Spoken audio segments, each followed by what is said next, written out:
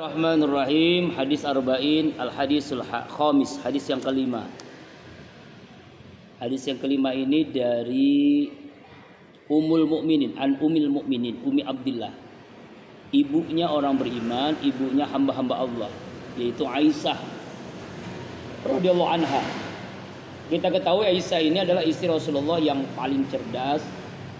Kecerdasannya ini yang menyebabkan banyak hadis-hadis itu riwayatnya sanadnya dari Aisyah, istri Rasulullah SAW.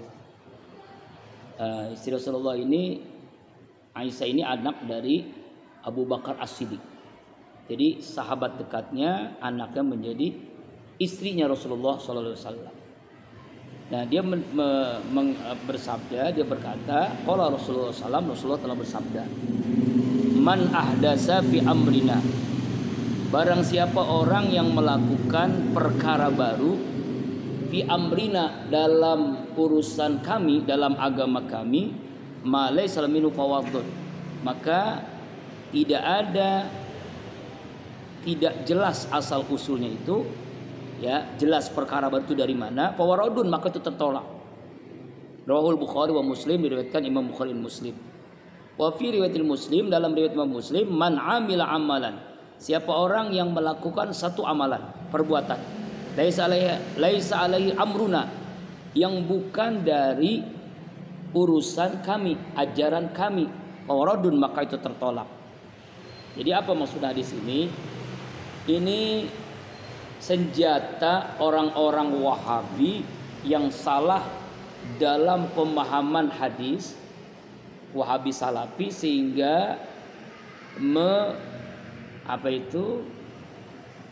melakukan, ya, dakwah kepada orang-orang di Indonesia ini yang sudah melakukan ibadah atau amalan yang menurut mereka itu tidak ada dasarnya, sehingga ibadah itu tertolak. Contohnya misalnya PHBI, peringatan Hari Besar Islam, peringatan Maulid, peringatan Isra Mi'raj, Nuzulul Quran, kemudian peringatan-peringatan yang lainnya, Muharraman, ya, lebaran anak yatim, orang meninggal, tahlilan, selamatan rumah, selamatan macam-macam itu dia mengkategorikan sebagai ajaran agama, sehingga itu tertolak, sehingga amalan itu tertolak dan yang disebut dengan bid'ah. Dalam hadis lain terpatokan kepada hadis kullu bid'atin dolalah wa kullu dolatu binnar, setiap bid'ah itu adalah sesat, setiap sesat itu neraka. Jadi patokannya kepada hadis itu dan hadis ini. Makanya kita nih, Abi meluruskan, jangan salah pemahaman hadis karena picik pandangan, karena pemahaman yang salah. Ya, pemahaman yang salah ini nanti melebar kemana-mana. Inilah yang terjadi. Dalam agama itu ada usuliyah, ada furu'iyah, ada pokok, ada cabang. Pokok inti tidak boleh berbeda. Tetapi ada furu'iyah, furu itu cabang, boleh berbeda. Contoh yang yang usul, yang pokok nggak boleh berbeda. Rukun Islam, rukun iman, rukun ihsan, syahadatain, sholat, puasa, jumlah rakaat sholat, ya, zuhur, asar, maghrib, isya, subuh. Itu hal-hal yang pokok yang tidak boleh berbeda. Usuluddin, ya, itu tidak boleh berbeda, pokok dalam agama. Kalau berbeda berarti ada masalah. Ini disebut bid'ah, itu yang disebut sesat. Kenapa? Karena ini hal yang pokok. Quran, ya kan, kemudian kiblat umat Islam, Ka'bah, sholat dengan bahasa Arab, ya, nggak boleh itu berubah. Itu hal-hal yang pokok. Kalau dalam bahasa fikih namanya qat'iyud dilalah, yang pasti. Ya, itu yang nggak boleh berbeda. Kalau berbeda bermasalah, dan itu yang disebut bid'ah, itu yang disebut sesat.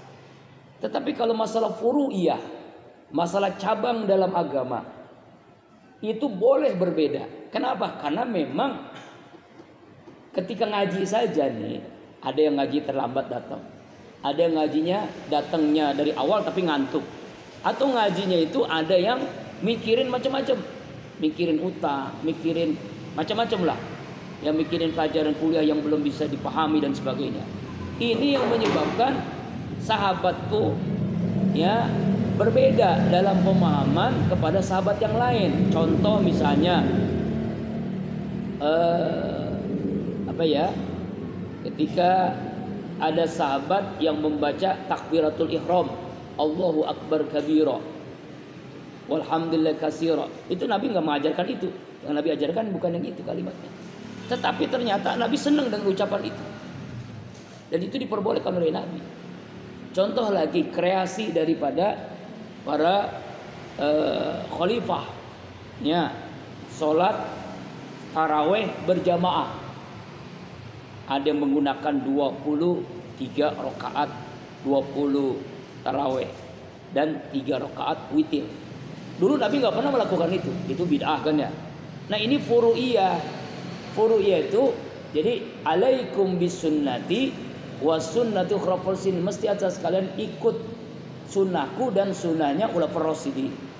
Jadi boleh berbeda. Contoh lagi, kunut dengan tidak kunut. Ya kan? Kunut dengan tidak kunut. Ini hal yang furu'iyah, hal yang fur'u, far'un, cabang dalam agama. Boleh berbeda, boleh kunut, boleh tidak kunut. Kedua-duanya benar, nggak ada yang salah. Yang salah yang mempermasalahkan.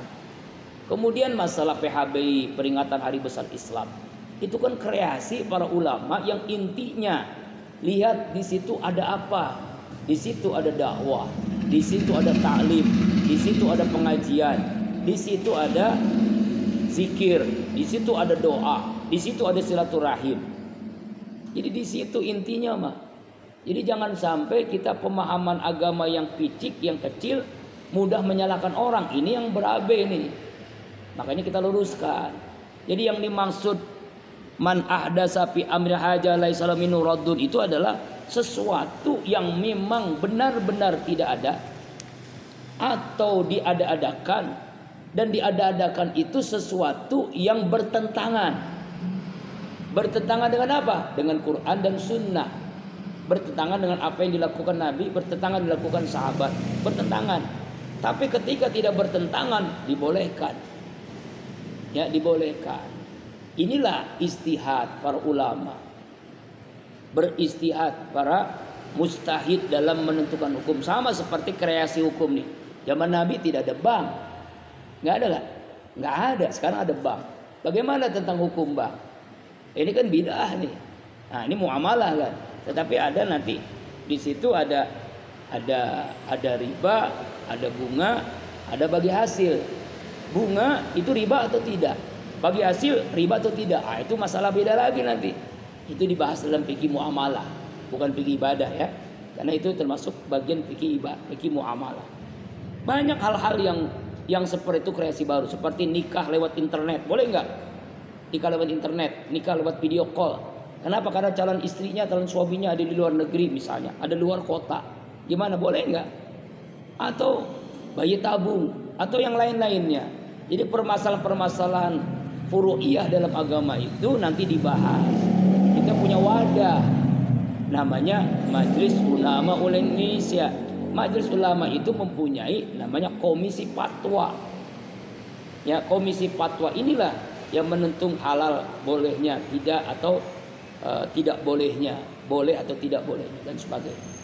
Dan sebagainya di NU namanya Basul Masail, di Muhammadiyah namanya Majelis Tarjih begitu. Tahlilan, selamatan. Nah, ini kan ada yang dibahas itu tuh kadang-kadang istilah bahasa Al-Marjin Kayyujuddin MZ itu.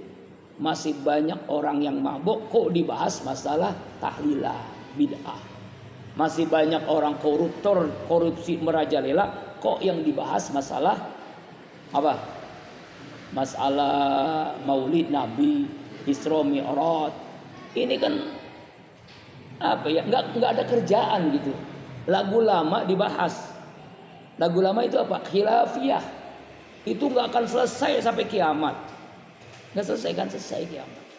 Kecuali hal-hal yang pokok, misalnya ada orang yang mengatakan bisa bahasa semut. Nah ini bid'ah beneran ini.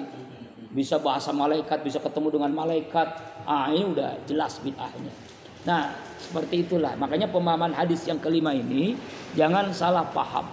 Sekali lagi, ada usuliyah, hal yang pokok yang tidak boleh berbeda, ada furu'iyah yang boleh berbeda. Ini lapangan istihad dalam hal kreasi para ulama yang memang dibolehkan karena tidak bertentangan dengan hal yang pokok, yang usuliyah tadi, Quran dan Sunnah Nabi. Jadi dimaksud membuat perkara baru yaitu sesuatu yang memang bertentangan. Contohnya Al-Quran dibukukan. Al-Quran dengan kertas itu bid'ah itu. Zaman Nabi nggak ada. Itu bid'ah. Ya.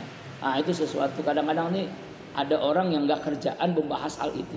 Makanya kalau ada pengajian atau kamu ngaji di YouTube yang ada yang suka membid'ah-bid'ahkan, menyesatkan, sebaiknya ditinggalkan saja. Karena kurang kerjaan. Kerjaan kita itu masih banyak.